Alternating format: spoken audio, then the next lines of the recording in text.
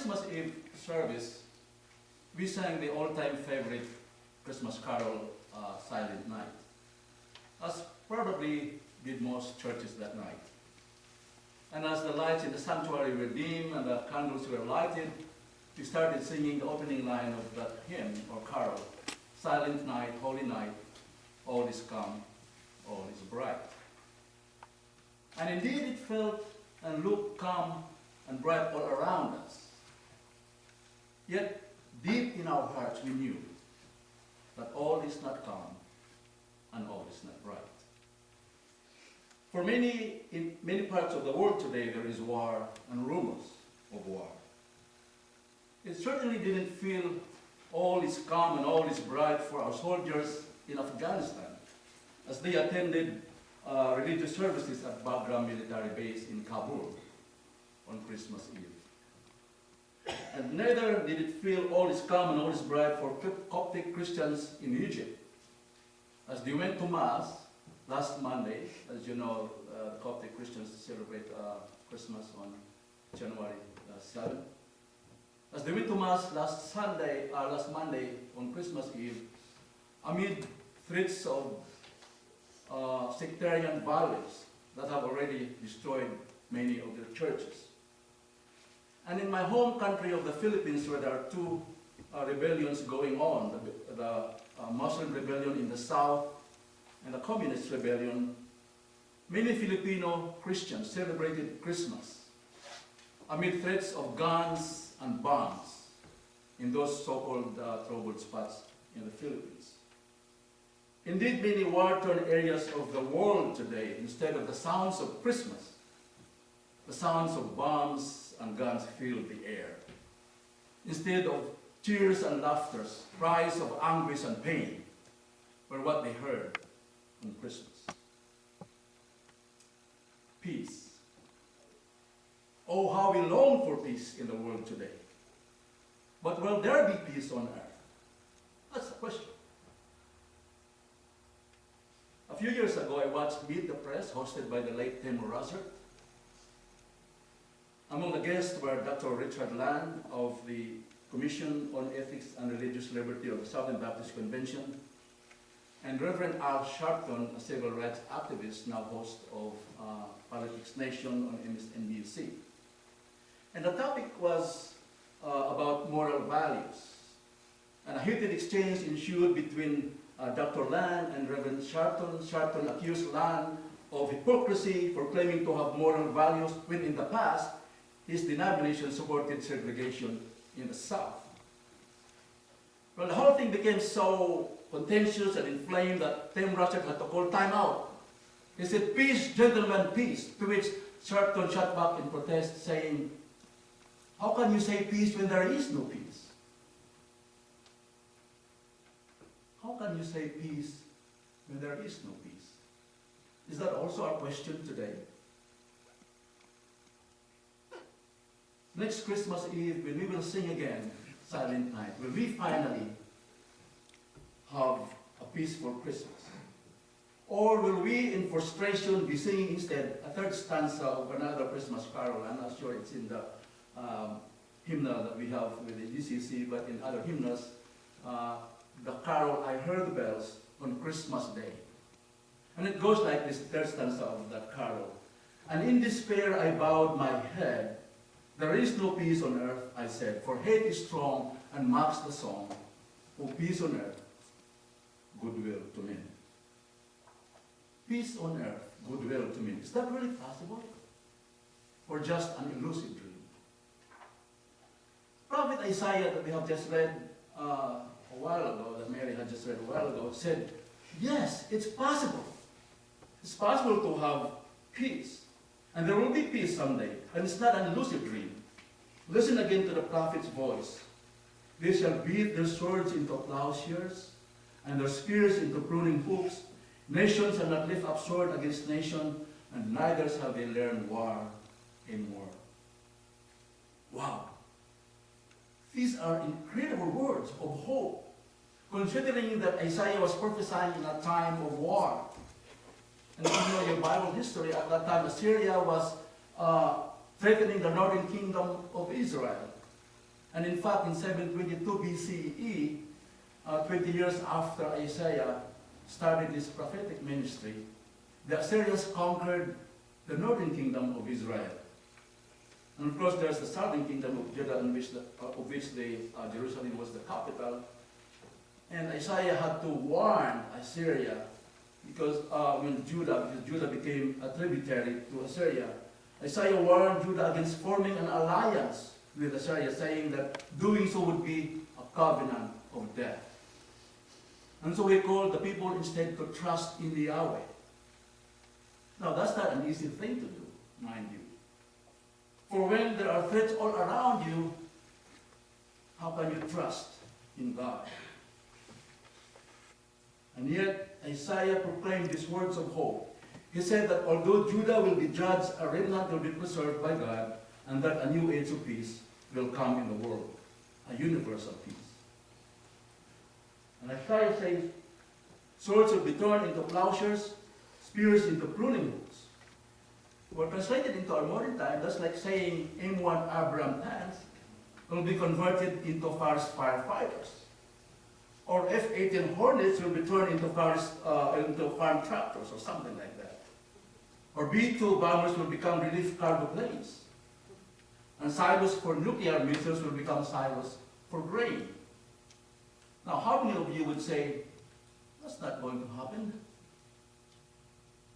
That's wishful thinking, we would say. And guess what? Isaiah says more. He says, neither shall they learn war anymore.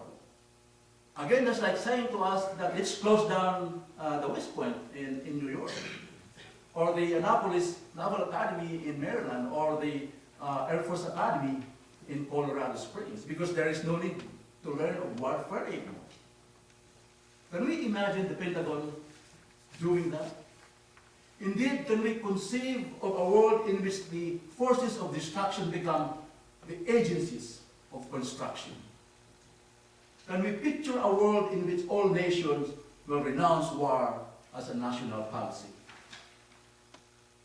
But you know, I think we may have caught a glimpse of a world coming together in peace. In the aftermath of Typhoon Haiyan that battered the islands of central Philippines.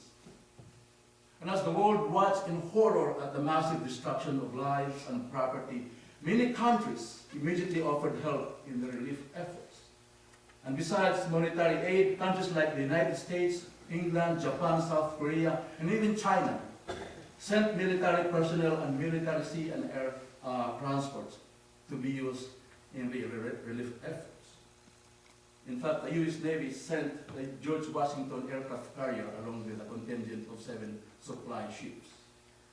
And the sonar systems and the jet fighters aboard the George Washington carrier were removed in order to provide space for supplies.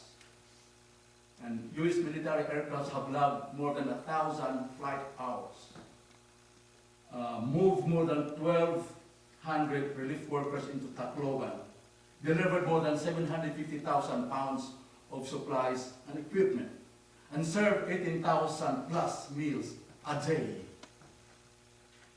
And of course, not to be outdone, the British government sent a helicopter carrier to help in the relief efforts as well. And Japan dispatched 2 warships carrying 650 troops, and it is so far the largest overseas aid deployment Japan has undertaken. And South Korea sent a C-130 cargo plane loaded with relief goods. And Germany's Red Cross sent a cargo plane, Germany's, to go into those remote islands that are difficult to reach and have received little help so far. Now, imagine this.